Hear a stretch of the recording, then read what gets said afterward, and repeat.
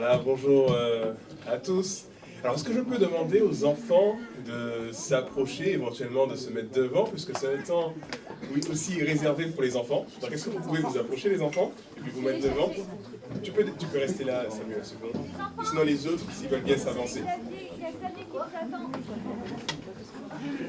Je cherche aussi la télécommande. Et j'aimerais aussi demander à Bob, ou peut-être Carrie éventuellement, de juste faire descendre légèrement le vidéoprojecteur afin de pouvoir... Alors peut-être Bob. Ça va? Ok. Ah non, mais ça va, tu peux rester, puisque c'est juste devant. Voilà, les enfants devant, c'est très bien. Ça va. Et c'est tous les enfants, les grands comme les plus petits, mais voilà, il n'y a pas d'âge. On est tous enfants du Seigneur.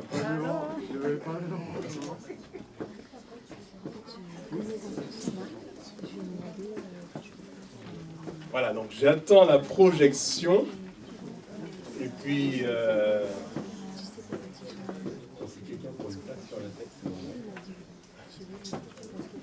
Vous arrivez à voir l'écran, ça va? C'est pas trop bas?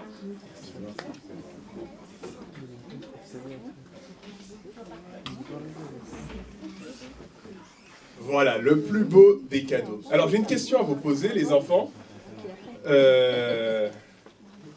Quel serait le plus beau des cadeaux pour vous à recevoir pour Noël? Qu'est-ce que vous attendez comme cadeau? Une trottinette bleue. D'accord, super. Je t'écoute, Mathias. Un grand robot Lego. Wow, tu vas le monter toi-même? Ok, et les autres? Pas de cadeau. Mélissa n'a veut pas de cadeau. Ben, tant mieux pour les parents, ça fait des économies. Hein, c'est bien. Et toi, Livana, tu veux des cadeaux? Je sais pas encore. Alors, il est plus grand. Et toi, Eline, alors, tu veux quoi comme cadeau? Et toi, Capucine, t'as une idée de cadeau? Je sais pas trop. Bon, il reste pas beaucoup de temps, mais tu as encore le temps de réfléchir à ton cadeau. Alors, le plus beau des cadeaux, et c'est vrai qu'à chaque Noël, on reparle de la naissance de Jésus, Jésus qui est le plus beau des cadeaux. Mais avant peut-être de revenir sur ce sujet, j'ai peut-être une autre question à vous poser. Et là, je m'adresse peut-être en premier lieu aux enfants, mais aussi à tout le monde après. Pouvez-vous me résumer le message de la Bible en quelques mots, les enfants? De quoi parle la Bible en quelques mots? Oui, Mathias? De Dieu, la naissance de Jésus qui est arrivé sur la terre. Oui, tout à fait, oui, ça parle de Dieu. Oui, la Bible parle de Dieu, bien entendu, de la naissance de Jésus, oui. D'autres idées? De quoi parle la Bible? Séphora, de quoi parle la Bible?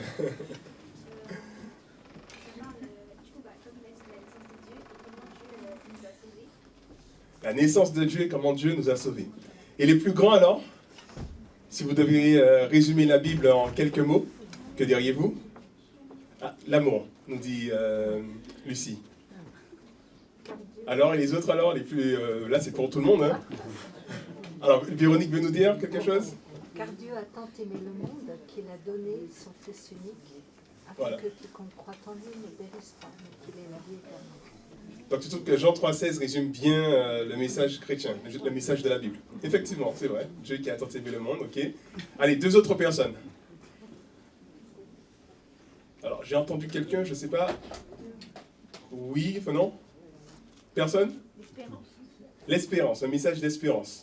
C'est vrai, je suis d'accord avec toi. Allez, un dernier maintenant, dernière personne, et ce sera Mathias.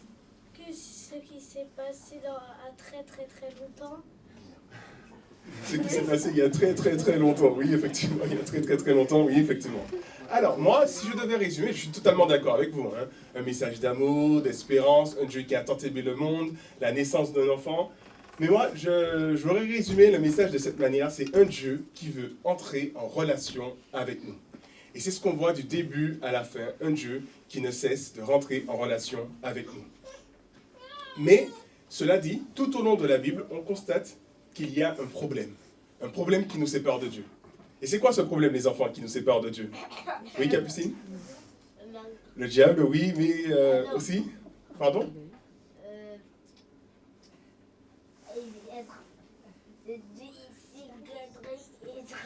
Ah, je suis pas sûr d'avoir bien compris. Le loup qui va le manger. Non, il n'y a pas de loup. Mais... Après, si le loup, c'est une image pour parler du diable, oui, mais on comprend mieux, effectivement. Alors, le diable, il quoi encore? Le péché, effectivement. Le péché qui nous sépare de Dieu. En fait, Dieu veut entrer en relation avec nous, mais il ne peut pas s'approcher trop près de nous à cause du péché qui est en nous. Dieu est un Dieu qui est saint. Et à cause de sa sainteté, le péché ne peut pas demeurer devant lui. En fait, Dieu, j'ai mis l'image du soleil parce que Dieu est comparable au soleil, le soleil qui brûle de toute son intensité et qui consume tout ce qui n'est pas de la même nature que lui. Donc si on n'est pas de la même nature que Dieu, si on n'est pas saint comme lui, ben, on ne peut pas s'approcher de lui. Donc de ce fait, on voit un Dieu qui veut entrer en relation avec des hommes, mais en même temps, il est obligé de garder une certaine distance. Est-ce que vous reconnaissez ces personnages? Alors, il y a Adam et Ève, ok. Oui, Mélissa avant. Il est où David? Il est là? David et Goliath, ok. Mathias? Il y a Moïse. Samuel? Il y a Moïse, effectivement. Adam et Ève, ça a déjà été dit. Alors, vous pouvez peut-être aider les enfants. C'est dans l'ordre chronologique. Pardon? Oui, les 10 commandements de Moïse. Alors, c'est dans l'ordre chronologique. Alors, on a dit Adam et Ève. Lui, c'est qui? Non. Ce n'est pas Moïse non plus? Noé, bravo Mathias. Mathias a trouvé Noé, effectivement. Et là, celui qui est en train de compter les étoiles. Qui est-ce qui compte les étoiles? Abraham, effectivement. Et lui? Alors là, c'est un peu plus compliqué, mais ceux qui ont une bonne connaissance théologique peuvent le trouver. Zacharie? Bravo. Ben non, c'est pas Zacharie, désolé. Et c'est pourquoi tu dis que c'est Esaïe? Qu'est-ce qui te fait dire que c'est Esaïe? Voilà, c'est ça, effectivement. On va lui poser la brèche justement sur les lèvres afin de le purifier, effectivement. Donc j'ai présenté ces hommes-là parce que ce sont tous des hommes en fait qui ont rencontré Dieu. Alors Adam et Ève c'était un peu différent parce que c'était dans une relation parfaite avec Dieu, mais il y a eu cette séparation. Mais tous ces hommes-là en fait, ils ont tous rencontré Dieu, ils ont tous une relation spéciale avec Dieu, mais il y a toujours eu le péché qui les empêchait d'être totalement proches de Dieu. Et c'est assez significatif avec Moïse, parce que la Bible nous dit que Moïse avait une relation spéciale avec Dieu. Moïse était très proche de Dieu. Dieu lui dit que voilà, tu es privilégié parmi tous les hommes, on a une super relation ensemble. Alors lorsque Moïse entend cela, il dit, c'est cool alors, Seigneur, laisse-moi voir ta gloire. Et le Seigneur lui dit, non Moïse, par contre, calme-toi, tu ne peux pas voir ma gloire, parce que justement, tu es pécheur. Parce que tu es pécheur, donc tu ne peux pas voir ma gloire. Donc on voit à travers cela, en fait, que Dieu veut entrer en relation avec nous, mais à chaque fois, il y a quelque chose qui coince. Donc ce sont des hommes avec qui il est entré en relation, des hommes qui avaient une relation spéciale, mais c'est aussi avec un peuple. Le peuple par rapport à Abraham, qui est la descendance d'Abraham, et il y avait un lieu spécifique où on pouvait rencontrer Dieu. Les enfants, c'était où le lieu spécifique où on pouvait rencontrer Dieu? Oui? Dans l'église? Pas totalement à l'église, mais bon, mais le temple, tu as raison. Effectivement, le temple. Le temple était le lieu où on pouvait rencontrer Dieu. C'était très simple en tant qu'Israélite. Vous voulez rencontrer Dieu, vous voulez lui parler, il fallait descendre au temple. Et d'ailleurs, lors de l'inauguration du temple, Salomon dira justement que tes yeux veillent nuit et jour sur ce temple, ce lieu dont tu as toi-même dit, là je serai présent, et exauce la prière de ton serviteur, que ton serviteur t'adresse en ce lieu. Et il dit après, et ça c'est important, daigne écouter ma supplication et celle de ton peuple Israël lorsqu'il viendra prier ici. C'était le lieu où on devait rencontrer Dieu. Alors, c'était assez facile pour ceux qui habitaient à Jérusalem, il n'y a pas trop de déplacements à faire, mais lorsqu'on habitait loin, il fallait marcher beaucoup, il fallait faire peut-être des journées de marche pour aller au temple.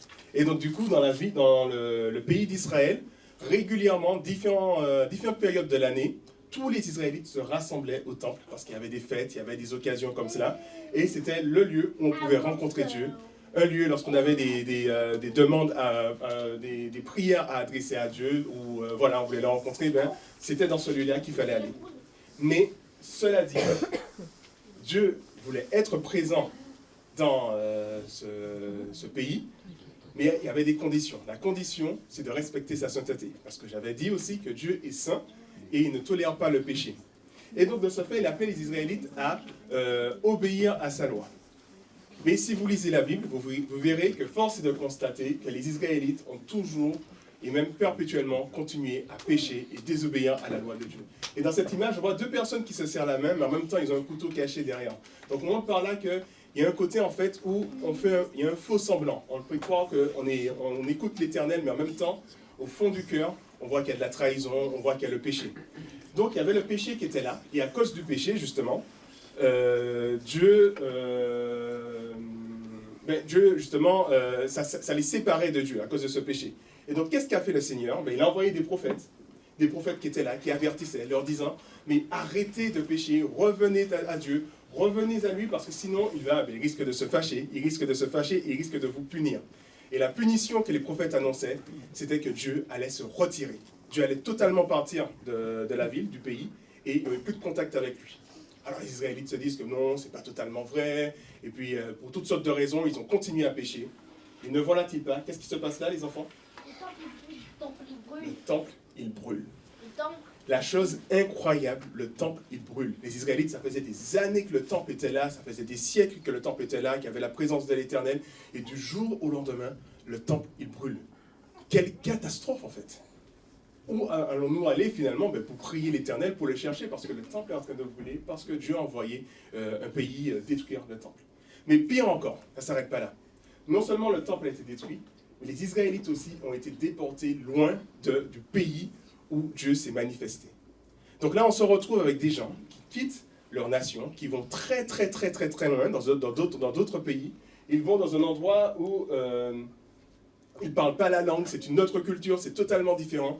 Ils sont totalement loin de Dieu. Et d'ailleurs, Dieu les a abandonnés, semble-t-il.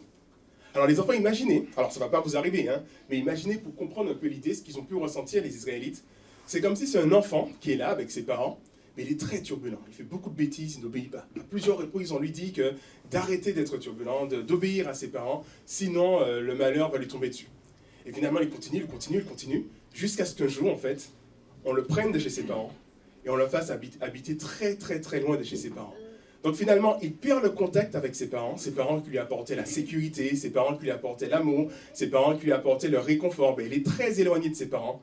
Il se retrouve dans un lieu qu'il ne connaît pas et il ne sait pas si un jour il pourra revoir ses parents. C'est une catastrophe, n'est-ce pas? D'être totalement séparé de ses parents comme ça. Mais c'est un peu ce qui s'est passé avec les Israélites, totalement séparés de Dieu avec la destruction du temple. Et ils se disent, mais alors c'est fini alors? Est-ce donc la fin? Est-ce que ça se termine comme ça? Je vois des têtes qui me disent, non, effectivement, ça ne se termine pas comme ça. Parce que, alors j'ai dit que les prophètes annonçaient un message de condamnation, mais il y avait aussi un message d'espérance qu'ils annonçaient. Les prophètes disaient en fait qu'un jour, il y a un sauveur qui va venir et réparer les fautes du peuple. Dieu veut entrer en relation avec nous. À cause de notre péché, ce n'est pas possible. Mais qu'à cela ne tienne, Dieu va envoyer quelqu'un pour réparer nos fautes, afin qu'on puisse vivre une vraie, profonde relation avec lui. Et oui, tu voulais... Ben dis donc, bravo, qu'est-ce qui t'a dit ça? Parce que c'est arrivé quand son enfant, il a pardonné tous mes péchés. Effectivement, ben voilà, tu nous as un peu spoilé. Effectivement, c'est Jésus. Parce que les adultes ne savaient pas. Ils écoutent, ils disent, mais c'est qui cette personne? Voilà. Et bravo à toi, tu l'as trouvé. Donc effectivement, c'est Jésus. Et je vous ai mis plein de passages bibliques, mais il y en a énormément en fait, qui annoncent la venue de Jésus. C'est assez intéressant parce que Ésaïe, il annonce la venue de Jésus 800 ans avant qu'il arrive. On est en quelle année cette année-là? 2023. Alors imaginez qu'en 2023, on annonce la venue de Jésus et que Jésus arrive en 2823. Ça fait très très très longtemps en fait, ça remonte à très longtemps en fait, cette annonciation de Jésus. Donc le passage qui a été cité par le groupe de Ben, notamment dans Matthieu, que la jeune fille sera enceinte et va donner naissance à un enfant qu'on appellera Emmanuel, car un enfant nous est né. Cet enfant va naître à Bethléem, et cet enfant, il aura l'autorité royale, il sera vraiment un serviteur de l'Éternel, et on va même l'appeler Dieu fort, Père à jamais, Prince de la paix. Oui, Mathias? Pourquoi on dit trône de David? Sur celui-là, on dit trône de David. Trône de David, parce que justement, le sauveur qui doit naître, je ne peux pas tout expliquer, mais en tout cas, le sauveur qui va naître devait être un fils de David, un descendant de David. David, c'était le roi. Et tous les fils de David étaient des rois. C'était une lignée de rois. Et on disait que le sauveur qui va naître de cette lignée de rois. Et donc, du coup, Jésus est un descendant de David, donc du trône de David. Donc, de la descendance de David, la descendance de cette lignée de rois. Donc voilà, ce message qui a été annoncé il y a 800 ans, mais même avant 800 ans. Alors, pouvez-vous me dire la prophétie la plus ancienne en ce qui concerne la venue de Jésus? Alors, je veux le livre, le chapitre, et je veux que vous puissiez me citer ce verset en hébreu. Allez, le livre et le chapitre, alors. Alors, j'entends... Pardon? Il y a Genèse 3,15. Plus ancien. Plus ancien que Genèse. Ah, Genèse 3,15. Pardon, j'entends Jonas, pardon. Genèse 3,15. Eh oui, effectivement, voilà, t'as trouvé alors. Et qu'est-ce que nous dit Genèse 3,15? Dit qu'il y aura un fils, enfin un homme qui écrasera la tête du serpent. Lequel serpent lui mordra le talon. Donc, effectivement, d'ailleurs, Capucine nous avait parlé du diable qui nous sépare de Dieu. Et effectivement, comme l'a dit Dany, il y a un descendant de la femme qui va écraser la tête du serpent. Tout de suite après que Adam et Ève aient péché, Dieu annonce déjà qu'il y aura une réparation. Il y a quelqu'un qui va venir. Mais ce n'est pas très clair en fait. Et petit à petit, ça se précise avec les prophètes, et notamment avec Ésaïe qui annonce la venue de cet enfant. Et puis quasiment tous les prophètes, que ce soit aussi dans les psaumes. Mais cela dit, il y aura 400 ans de silence. Après le dernier prophète, il y aura 400 ans de silence. Vous imaginez, vous êtes là et l'Éternel ne parle plus. On ne sait pas ce qui se passe. Il a annoncé des choses, mais plus aucun prophète, plus d'annonce de l'Éternel. 400 ans où on attend et rien ne se passe. Bravo Samuel. Et après cela, après ces 400 ans, un enfant nous est né, un fils nous est donné. Cette personne qui était annoncée des siècles en amont, enfin, il arrive. Mais vous imaginez la situation, vous imaginez même la joie dans le ciel. D'ailleurs, on l'a vu avec les anges aussi, hein, dans Luc, hein, joie dans le ciel, nous dit les anges. Et l'enfant nous est né, ce sauveur nous est né. Et là, oui, Mathias? Tout à fait, bravo. Et là, je vous cite le passage qu'on a lu avec le groupe de Ben. Elle donnera naissance à un fils, tu l'appelleras Jésus. Qu'est-ce que ça veut dire, Jésus? Pardon? Alors, Jésus, c'est la même racine que Josué. Et qu'est-ce que ça veut dire, Josué? Jésus, Dieu sauve, effectivement. Dieu sauve. Et c'est ce qu'il dit. Ce qu'il dit, c'est lui, en effet, qui sauvera son peuple de ses péchés. Donc, Jésus, ça veut dire Dieu sauve, et c'est lui qui sauvera ce peuple de ses péchés. Et ensuite, voilà, la jeune fille, et tout cela pour confirmer la prophétie qui dit que la jeune fille vierge sera enceinte, elle donnera un fils, naissance à un fils qu'on appellera Emmanuel. Alors, ce qui est intéressant, c'est que je vous avais dit, les enfants, qu'il y avait des hommes qui étaient proches de Dieu, des hommes qui connaissaient Dieu, qui côtoyaient Dieu, notamment Moïse, qui était très proche, qui pouvait parler avec Dieu. Et justement, je vous avais dit qu'il avait demandé à Dieu de voir sa gloire. Il voulait voir Dieu, il voulait vraiment le voir. Et là, Dieu va lui dire tout de suite, eh bien non, que ce n'est pas possible, tu ne peux pas voir ma gloire, mais par contre, tu vas entendre parler de moi. Et justement, il va passer devant Moïse et il va dire, tu vas entendre moi proclamant l'Éternel, un Dieu plein de compassion et de grâce, lent à se mettre en colère et riche en amour et en fidélité. Tu ne me verras pas, mais je vais passer et tu vas m'entendre dire cela. Et c'est tout ce à quoi tu auras droit, parce que justement, à cause du péché qui te sépare de moi. Et 1700 ans après, le disciple de Jésus, Jean, dit que lui, si Moïse n'a pas vu Dieu, n'a pas pu voir Dieu, eh bien lui, il a pu voir Dieu. Il a dit, celui qui est la parole est devenu homme, et il a vécu parmi nous. Nous avons contemplé sa gloire. Nous avons pu observer Dieu dans sa gloire. Moïse a entendu parler de Dieu, dans le sens où il entendait que c'était un Dieu plein de compassion et d'amour. Jean a côtoyé Jésus pendant 3 ans. Pendant 3 ans, il pouvait l'observer. Il observait Jésus dormir. Il observait Jésus côtoyer les gens. Il observait Jésus guérir les gens. Il observait Jésus annoncer l'évangile. Et en tout temps, il pouvait là, puis regarder Jésus. Et en regardant Jésus, il voyait Dieu. Il voyait l'incarnation de l'amour de Dieu dans tout ce qu'il faisait. Il voyait l'incarnation de la sagesse de Dieu dans tout ce que Jésus faisait. Il voyait l'incarnation de l'autorité de Dieu dans tout ce que Jésus faisait. Et donc, c'est assez merveilleux de voir que Jean était là. et avec les disciples, tous ceux qui entouraient Jésus, ils pouvaient observer Dieu. Observer Dieu. D'ailleurs, Dieu qui dira à Thomas, je crois, pourquoi me demandes-tu de voir le Père? Tu m'as vu moi, donc tu as vu le Père en fait. Donc tout ce que vous pouvez connaître de Dieu, tout ce que vous... si on se demande c'est quoi l'amour de Dieu, on n'a qu'à regarder à Jésus. Si on se demande c'est quoi justement un Dieu fidèle, on n'a qu'à regarder à Jésus, et Jésus incarne cela.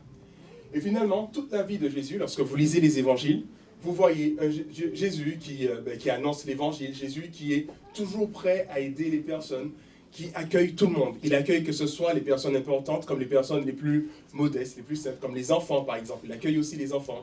On voit un Jésus qui se fait serviteur de ses disciples aussi, en montrant que je suis un grand Dieu, je suis le Dieu extraordinaire, le Dieu créateur, mais je sais me faire aussi serviteur pour vous. Et je vous lave les pieds pour vous montrer justement l'amour que j'ai pour vous. Voilà, Jésus qui continue à prendre soin, Jésus aussi qui montre sa gloire à certains disciples. Donc, dans les évangiles, on peut voir concrètement qui est Dieu et à quoi ressemble un Dieu qui aime les hommes, un Dieu qui agit pour les hommes, un Dieu qui bénit, un Dieu qui est sage, un Dieu qui manifeste cette autorité. Vous lisez les évangiles et vous voyez qui est Dieu. Et finalement, un Dieu qui, en tant qu'homme aussi, qui avait cette relation avec le Père, puisqu'il priait, et puis un Dieu aussi qui donne sa vie pour nous. Donc l'amour de Dieu qui donne sa vie et qui est ressuscité, mort pour nos péchés, ressuscité pour notre justification. Et puis j'aimerais terminer avec 2 slides, l'avant-dernière slide, Jésus qui est notre Sauveur. Et 4 raisons qui nous montrent que Jésus est notre Sauveur. Premièrement, Jésus, il est le sacrifice parfait. Parce qu'il faut bien comprendre que lorsqu'on péchait contre Dieu, ça mettait Dieu en colère, et la colère de Dieu est terrible. Et il faut calmer cette colère. Dans l'Ancien Testament, pour calmer cette colère, c'était les animaux qu'on sacrifiait, et là, Dieu se calmait, disant « Ok, c'est très bien ». Avec Jésus, c'est Dieu qui apporte la solution parfaite par rapport à sa colère. Dieu décide de lui-même se livrer à lui-même et à travers cela d'apaiser sa colère. Donc c'est le Fils qui se donne au Père et dans un commun accord et cela calme la colère de Dieu. Et de ce fait, Dieu n'est plus en colère contre nous. Dieu nous aime. Il n'y a plus à craindre à cette colère de Dieu. C'est terminé. Plus besoin de sacrifice, plus rien d'autre. Jésus-Christ, notre Sauveur, c'est celui aussi qui nous libère de l'esclavage du péché. Mathias?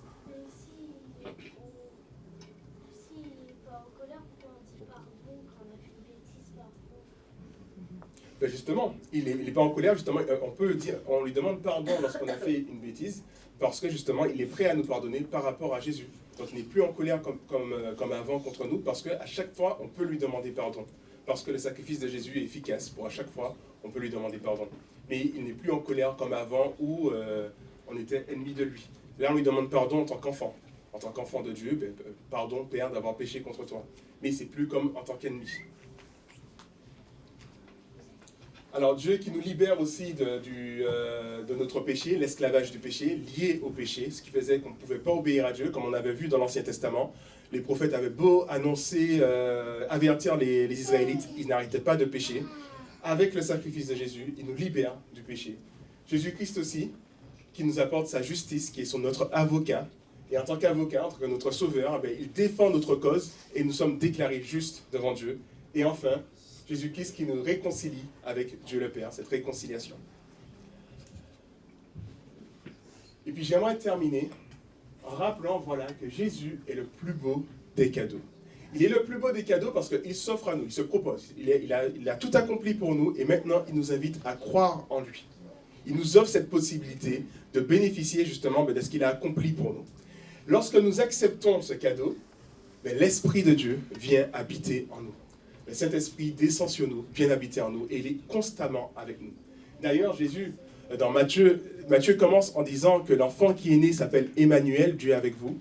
Et la dernière phrase de Jésus dans l'évangile de Matthieu, c'est quoi? Pardon? Je suis toujours avec vous jusqu'à la fin des temps. Je serai toujours avec vous jusqu'à la fin des temps. Emmanuel qui est né, et à la dernière phrase de Matthieu, je pense que Matthieu, ce n'est pas anodin, Matthieu savait ce qu'il faisait lorsqu'il écrivait l'évangile. Il commence l'évangile en annonçant la naissance d'Emmanuel, Dieu avec nous. Et il termine son évangile en disant, Jésus qui dit lorsqu'il monte au ciel, je serai toujours avec vous jusqu'à la fin des temps. Donc, le Saint-Esprit qui descend en nous et Dieu habite en nous. Oui, Mathias?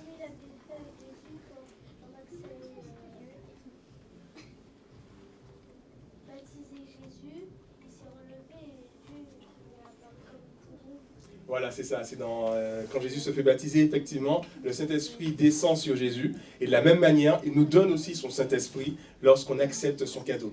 Donc, ça veut dire que Dieu est tout le temps avec nous. Et en tout temps, finalement, on a cette relation avec lui. Il est avec nous. On peut le prier, on peut discuter avec lui. Et il faut être sûr d'une chose, les enfants. Sûr d'une chose, mais vraiment être convaincu d'une chose. Lorsque vous parlez à Dieu, vous pouvez être sûr qu'il va vous répondre. Sûr et certain qu'il va vous répondre. Pas forcément vous répondre comme vous voulez, mais sûr et certain qu'il va vous répondre. Si vous avez un petit souci à l'école, si vous avez toutes sortes de difficultés, si vous passez par des choses compliquées, ou peu importe, lorsque vous vous adressez à Dieu, c'est sûr qu'il va vous répondre. Et enfin, je termine en disant que justement, Jésus reviendra et viendra restaurer toutes choses, guérir la création. Et on vivra dans un monde totalement restauré par lui, un monde guéri, un monde où il n'y a plus de maladie, il n'y a plus de souffrance, il n'y a plus d'injustice, il n'y a plus de méchanceté, il n'y a plus d'égoïsme, toutes les choses négatives ne vont plus exister et on pourra être avec lui pour l'éternité. Donc Jésus qui est le plus beau des cadeaux, parce que c'est le seul qui peut réellement nous combler.